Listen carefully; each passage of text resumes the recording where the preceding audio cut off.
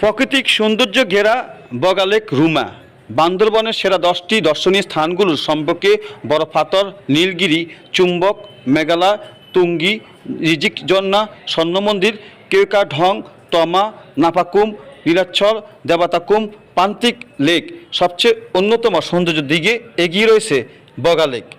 বিস্ময়কর এই নীলফানির লেকটি সৌন্দর্য দেখতে প্রতি বছর প্রচুর পর্যটক এখানে আসেন।